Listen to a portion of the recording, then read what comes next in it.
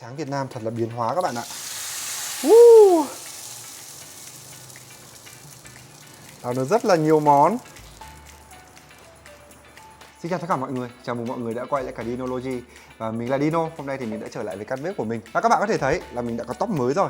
Rất là mừng bởi vì sau đợt giãn cách xã hội thì mình đã có cơ hội để đi cắt tóc. Nói thật với các bạn là khoảng hơn 1 tháng không cắt tóc ấy.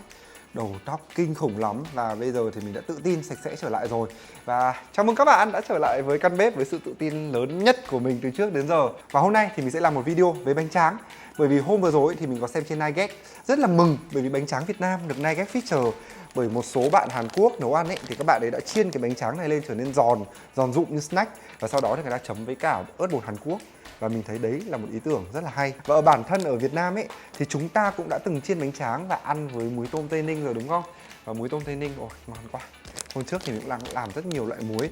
Nhưng mà hôm nay thì mình sẽ dựa trên cái concept đó bởi vì mình thích ăn bánh tráng chiên nên là mình sẽ làm ra 3 loại đồ ăn kèm với bánh tráng chiên và các bạn hãy làm cùng mình nhé. Và 3 loại đồ ăn kèm hôm nay bao gồm đầu tiên đó chính là bơ Việt Nam hay còn gọi là mayonnaise. Bởi vì như các bạn biết thì mayonnaise thì làm từ lòng đỏ trứng, sau đó là được đánh với rất là nhiều dầu theo tỷ lệ đến 9-10 ấy, rất là nhiều. Và cái này thì cực kỳ phổ biến ở những cái hàng bánh mì Việt Nam, đặc biệt là bánh mì ở Sài Gòn. Và làm thì không khó như các bạn nghĩ đâu. Lát nữa thì mình sẽ chỉ cho các bạn. Món thứ hai, theo phong cách kiểu đồ Mexico, mình rất là thích đồ Mexico. Nhưng các bạn đã biết là ăn cái bánh ngô của Mexico người ta hay chấm với một sốt gọi là guacamole. Nghe thì có vẻ là Tây thế thôi, xa xôi thế thôi, nhưng mà nguyên liệu thì rất là Việt Nam. Các bạn có thể dễ dàng mua ở Việt Nam nên các bạn yên tâm nhé. Mình sẽ chỉ cho các bạn tới nơi tới chốn. Và cuối cùng đó chính là bánh tráng trộn. Bánh tráng trộn bình thường thì chúng ta ăn cái bánh tráng cắt ra đúng không? Và mình hồi mới vào Sài Gòn ấy thì mình hay gọi là tại sao mọi người hay ăn cái gì giống ni lông thế? Nhưng mà bây giờ thì mình đã nghiện một con bánh tráng trộn rồi. Và hôm nay thì mình sẽ thử làm bánh tráng chiên ăn với tất cả những cái nguyên liệu đó và có một sự thay đổi đặc biệt. Còn như thế nào thì tí nữa các bạn sẽ biết. Còn bây giờ chúng ta hãy làm cái nước sốt đầu tiên nhé. Và đầu tiên chúng ta sẽ cần 3 quả trứng gà. Trứng gà này thì bình thường mình hay sử dụng trứng gà ta. Nhưng mà hôm nay thì làm cái này thì các bạn không nên sử dụng trứng gà ta. Để sử dụng trứng gà ta sẽ rất là hao.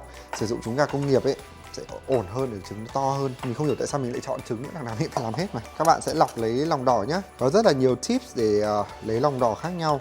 Tuy nhiên là về mình ấy thì mình hay dùng cái này cho nhanh, không phải sử dụng thêm dụng cụ. Đó. Ôi cái này bị vỡ rồi. Mình hy vọng vẫn lấy được. Chắc là mình đập sâu quá. Nhưng mà vì chúng ta sẽ đánh lòng đỏ ấy nên là miễn là lấy được hết lòng trắng. Lòng đỏ có vỡ thì cũng không sao. Đó. Các bạn cố gắng lấy hết những cái nhớt này. Vậy là trong 3 lòng đỏ thì mình lấy được một cái nguyên vẹn. Nhưng mà không sao các bạn ạ. Các bạn ạ, đãng trí quá. Phải làm dầu trước. Tại sao phải làm dầu? Ra đây. Ở đây mình sẽ sử dụng khoảng 220ml dầu ăn. Bởi vì hôm nay mình muốn làm ra cái dầu tỏi ấy. Để cái bơ của mình là bơ tỏi. Thơm lắm. Cái bơ Việt Nam kiểu bơ tỏi. Các bạn có thể gọi là mayonnaise hoặc gọi là bơ. Mayonnaise thì đúng hơn. Tuy nhiên ở các hàng bánh mì ở Việt Nam ấy các cô hay gọi là bơ. Cái lỏng lỏng vàng vàng nhìn đấy, các cô hay gọi là bơ nên là mình sẽ gọi là bơ Việt Nam hoặc mayonnaise. Từ nay về sau thì các bạn cố gắng hiểu hai cái là một nha. Còn cái mayonnaise mà chúng ta hay ăn của Nhật hoặc là của nước ngoài, của châu Âu ấy thì nó màu rất là trắng. Cái đấy là cái khác. Cái đấy thì các bạn phải mua. Làm ở nhà mình chưa làm thành công bao giờ ra đến cái màu trắng như vậy cả. Và khi mà dầu nóng ấy thì mình sẽ cho vào đây khoảng một củ tỏi lớn để cho màu nó mùi nó đậm. Mình sẽ chiên đến khi nào tỏi nó vàng, sau đó lọc cái xác tỏi ra. Và đây các bạn nhớ đảo đều không tỏi sẽ cháy nhé. Ở đây thì mình đã thấy cái mùi tỏi nó bốc lên rất là thơm. Thơm lắm ấy. Nhưng mà chúng ta sẽ đợi đến khi nào mà cái tỏi nó chút hết nước vàng. Và lúc đó thì tinh dầu trong tỏi nó đã ra dầu rất là nhiều rồi. Và chúng ta sẽ được một lượng dầu tỏi khá khá, thơm lừng lẫy. Và mình chỉ chiên tỏi đến khi nó hơi vàng vàng thế này thôi. Bởi vì khi các bạn nhấc lên ấy, thì nó vẫn còn nhiệt. Nó sẽ vàng tiếp theo, các bạn thấy không? Mình vừa nhấc lên đã vàng hơn tí xíu rồi, các bạn đừng có để vàng quá. Là khi mà các bạn để ra nó sẽ bị cháy. Và mùi cháy thì không tốt cho sức khỏe, cũng như cũng không thơm nữa. Và mình lọc toàn bộ dầu tỏi ra. Và bây giờ thì mình sẽ để cho dầu này thật là nguội và trở về nhiệt độ phòng thì chúng ta mới xử lý đến công đoạn tiếp theo được. Nên hẹn lại gặp lại các bạn sau khoảng 10 phút nữa nhé. Và đây, dầu đã nguội rồi các bạn. Và mình đã trở lại với 3 cái lòng đỏ trứng của mình. Và với công thức của mình ấy, đây là dầu tỏi. Còn chúng ta sẽ cho thêm ở đây khoảng một nửa thìa mù tạt vàng. Thì mình rất thích cái mù tạt vàng, nó sẽ rất là thơm. Và ăn ấy thì nó phải đậm đà một tí. Ở đây mình sẽ cho khoảng nửa thìa cà phê muối, ít thôi. Ăn mặn quá không tốt cho sức khỏe. Và dĩ nhiên đường cho dịu vị. Ở đây thì mình sẽ sử dụng khoảng 1 thìa canh đường. Thôi nửa thôi. Hôm nay mình không muốn ăn ngọt lắm. Và giấm thì sẽ làm cho vị nó dịu hơn một tí. Bởi vì là vị chua ở trong mayonnaise, bơ nó dễ dịu. Tuy nhiên là các bạn có thể không sử dụng giấm. Cái này là optional nhé. Bởi vì nhiều bạn sẽ không thích ăn chua. Còn mình thì mình sẽ cho vào đây khoảng 1 thìa canh giấm vào đây. Sau đó thì mình sẽ đánh cái này lên. Và các bạn hoàn toàn có thể sử dụng phới đánh tay. Phới đánh tay thì nó sẽ hơi bị lâu một tí. Nhưng mà các bạn hoàn toàn có thể sử dụng được. Nó còn dễ đánh hơn là cà phê Dalgona. Các bạn yên tâm đi, không phải lo lắng gì hết. Còn mình có máy thì tội gì không xài. Mình hơi lười nữa. Mình sẽ để cái dầu ở bên này. Đó, cho thuận tay. Và máy đánh trứng thì mình sẽ để ở đây. Các bạn sẽ đánh tốc độ từ chậm cho đến cao nhé. Để cho đồ nó tan dần dần. Và ban đầu thì mình cứ nghĩ bơ đấy sẽ sử dụng là từ sữa bò này, từ trứng này, từ tất cả mọi thứ. Nhưng mà khi mà mình làm ấy mình bất ngờ, hóa ra đến 90% nó là dầu ăn. Còn chỉ có một chút xíu là đồ như này thôi. Trời ơi, hóa ra là mình đang ăn một lượng chất béo kinh khủng. Nhưng mà đồ béo thì mới ngon mà các bạn. Và đến đoạn này thì mình bắt đầu tăng tốc độ tối đa. Và cái bát của mình nó có chống chạy ấy, nên rất là tiện. Mình có thể sử dụng hai tay luôn. Và các bạn sẽ đổ dầu một cách từ từ chậm rãi vào. Nếu mà các bạn đổ dầu nhanh quá ấy, thì cái bơ hoặc là mayonnaise của chúng ta sẽ bị vón cục. Các bạn cứ đổ chậm rãi vào thôi. Các bạn thấy màu bắt đầu sáng lên rồi không? Mình biết là khi làm cái này thì nhiều bạn sẽ hơi bị nóng ruột, muốn đổ ngay hết một lần. Tuy nhiên là nếu mà các bạn đổ ngay hết một lần ấy, thì sẽ làm hỏng thành phẩm của chúng ta. Nếu mà các bạn không đổ thành giọt như mình ấy, thì các bạn cứ theo quy tắc là 15 giây các bạn sẽ đổ một thìa cà phê vào. Màu bắt đầu càng ngày càng sáng lên các bạn ạ. Các bạn thấy đẹp không? Nhìn giống bơ ngoài hàng chưa? Đó, mình đổ rất là chậm rãi và cẩn thận. Từ nãy giờ mình phải mất đến 5 phút đánh rồi. Và càng ngày bơ nó sẽ càng đặc lại. Và giọt dầu cuối cùng cũng đã được cho vào. Thì mình sẽ đánh thêm một lúc nữa.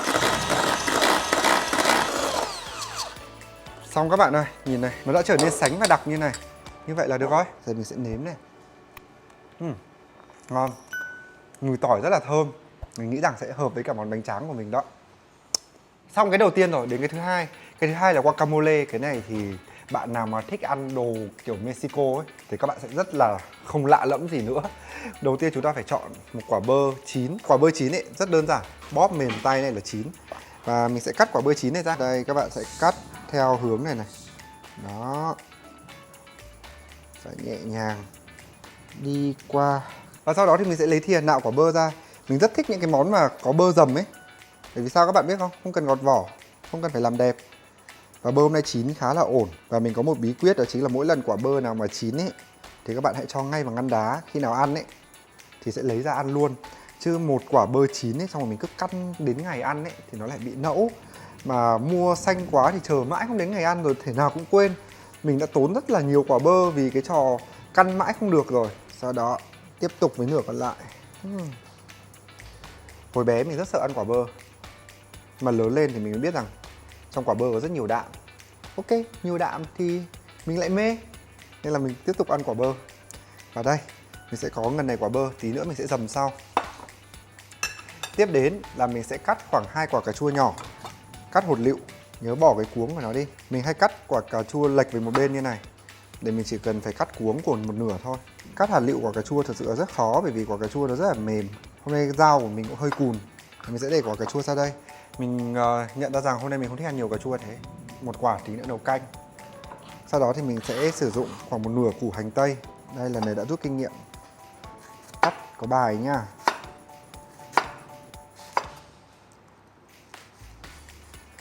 Đấy.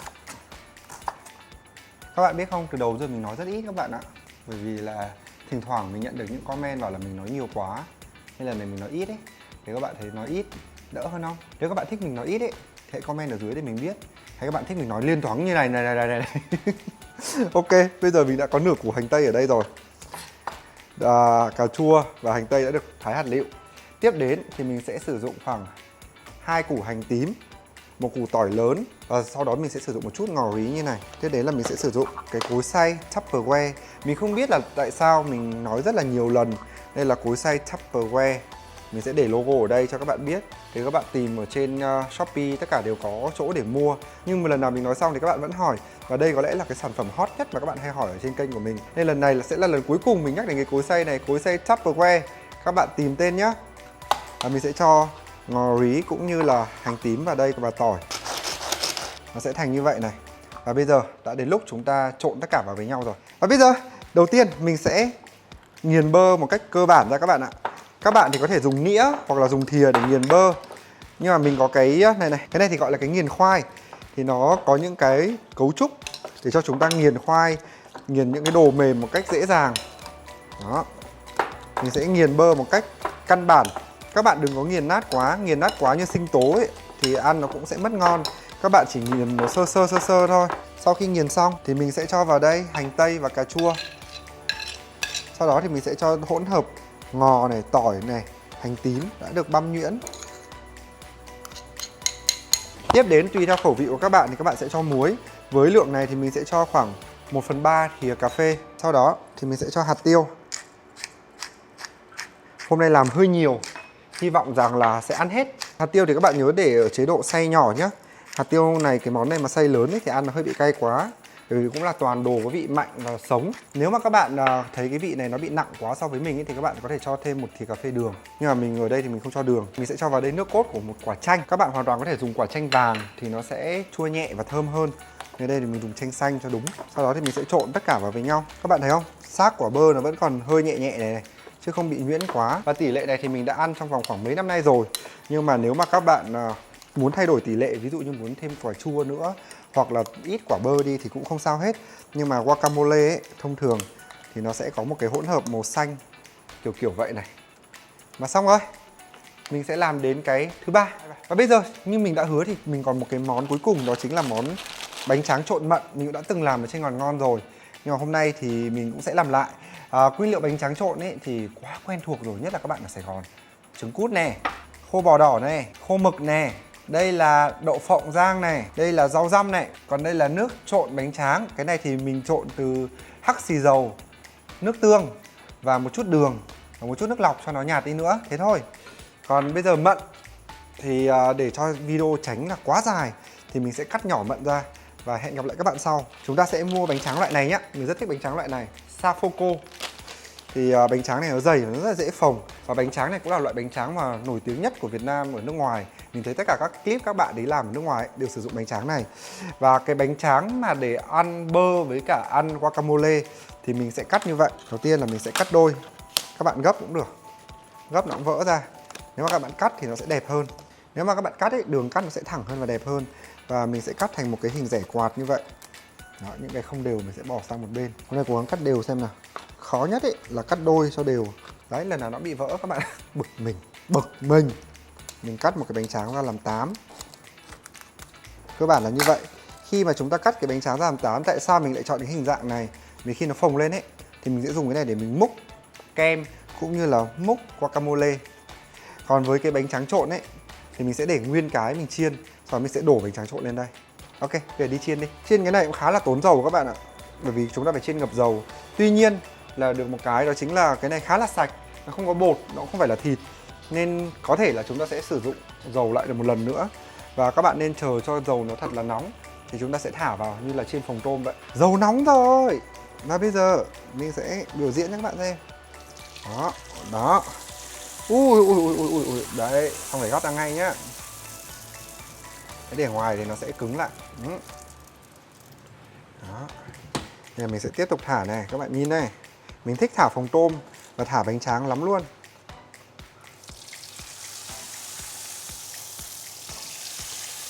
Đó. Đây, gắp thật nhanh ra. Đấy, bánh tráng phồng lên rất là đẹp và thành một cái món snack ăn khác hẳn.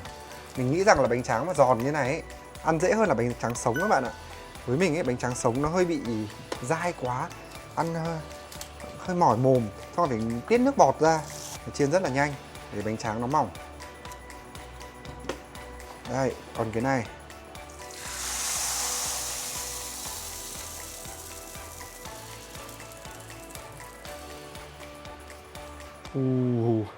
đã ghê ha. Mình thích cảm giác này có các bạn ạ, như chơi đồ chơi ấy.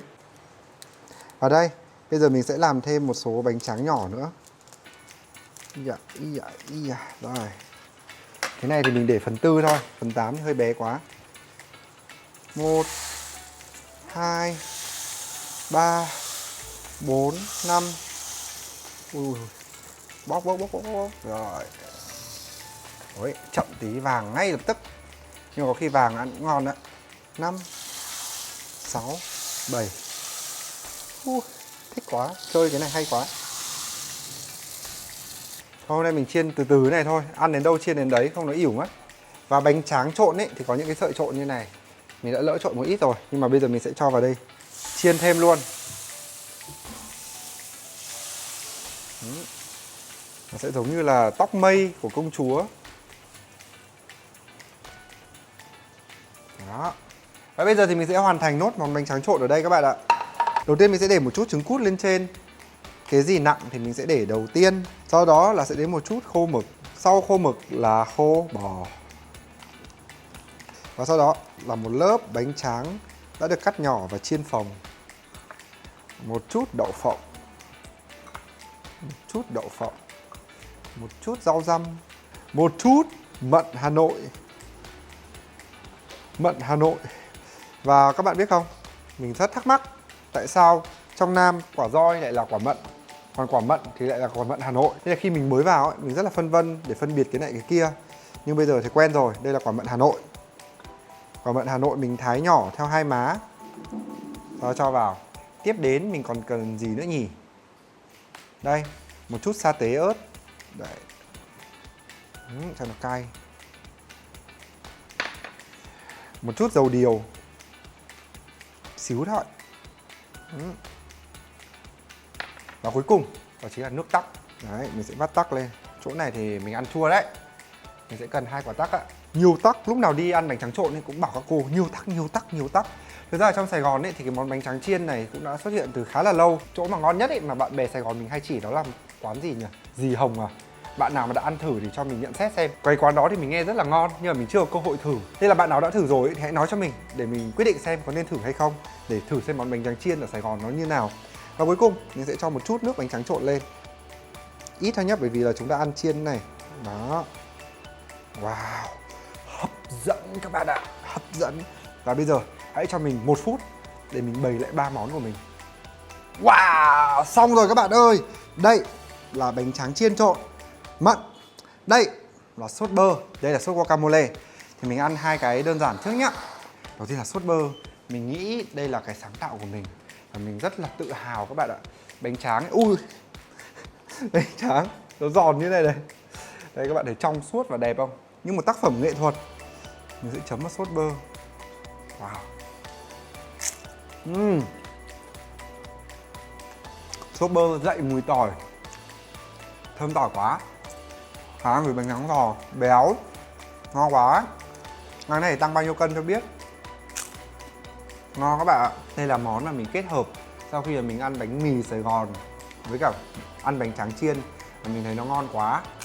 Các bạn nên thử, rất ngon. Đây là một trong những món mình rất tự hào. Ở trong cái bơ này có mù tạt vàng thơm, cộng thêm giấm chua chua nhẹ nhẹ, muối đường rất là vừa. Wow. Chắc chắn sẽ chinh phục những tín đồ ăn vặt. Nó không dừng mồm qua. Rồi, xong sốt bơ. Bây giờ đến món sốt thứ hai, sốt guacamole. Nghe thì rất là Nam Mỹ, rất là Mexico. Các bạn sẽ dùng bánh tráng thì các bạn múc sốt như này này. Đó, bạn thấy không? Cái bơ nó quyện lại và lấy một chút hành và một chút cà chua.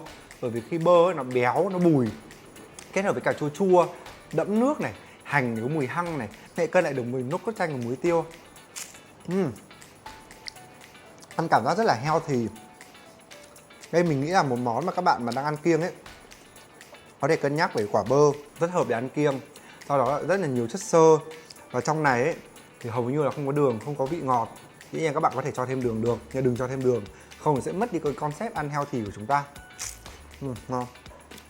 Ngon quá. Ngon. Nhưng mà mình chấm điểm lắm. Cái này cũng Ngon, 8 điểm thôi.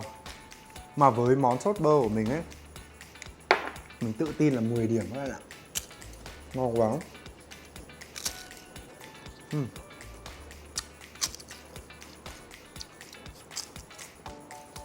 Mình ăn một miếng nữa trước khi mình chuyển sang cái món cuối cùng. Bánh tráng thì chả bao nhiêu, mà ăn sốt là chính ngon quá. Thôi. Đây là món fancy nhất, nhìn bánh tráng nhưng mà nhà hàng nhất. Cái này mình nghĩ là có thể bán trong nhà hàng được ấy. Cái này chắc mình lấy muỗng ăn đi. Rất thoải mái đập vỡ bánh tráng à. Vừa nãy trình bày thì mình sẽ không đập vỡ thôi. Đây là lấy này. Đấy.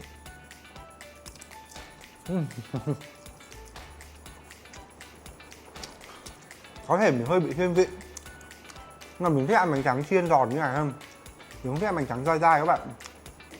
Ngon mà, ngon. Mà khi kết hợp với mận ấy, nếu quả mận này chua, mận đầu mùa chua, nó đậm nước hơn là xoài. Xoài mình ăn quanh năm rồi. Mận một năm chỉ có một mùa thôi, nên là vào mùa này thì mình nghĩ các bạn nên ăn thử bánh tráng mận, ngon lắm. Mận ngon quá. Mận kết hợp với cả khô bò, khô mực, rau răm thì rất là tuyệt. Bánh tráng là giòn giòn, xốp xốp. Đây sẽ là một món bánh tráng hợp cho bạn nào muốn ăn bánh tráng trộn nhưng lại không thích cái bánh tráng dai dai. Mình biết, mình cũng rất là mê bánh tráng trộn, nhưng có nhiều đứa ấy, nó bảo là không thích ăn cái bánh dai dai một tí nào. Nên là khi nào các bạn hãy thử chiên lên cho chúng nó ăn thử xem. Đảm bảo rằng ấy, cuối cùng món bánh tráng trộn đấy sẽ thành món ăn vặt quốc dân.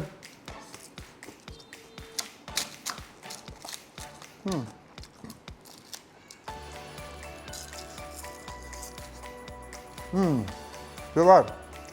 Vậy là hôm nay thì mình đã thử được 3 món ăn vặt mà mình làm trong một buổi chiều. Bánh tráng chiên chấm sốt bơ tỏi này, bánh tráng chiên chấm guacamole, và bánh tráng chiên trộn mận. Ok, mình tự đặt tên như vậy. Cả 3 món này khiến mình rất là ưng ý. Món này mình chấm 8 điểm, món này mình cũng chấm 8 điểm, nhưng mà món chấm sốt bơ này 10 điểm. Mê quá, ăn nó béo ngậy luôn đấy. Mình lại phải làm thêm miếng nữa. Hôm nay chúng ta đã cùng nhau làm ra 3 món ăn vặt. Các bạn thích món nào nhất thì hãy comment bên dưới cho mình biết. Và nếu các bạn có làm theo một trong 3 món này hay cả 3 món này ấy, và hãy up lên Instagram Story và tag mình nhé.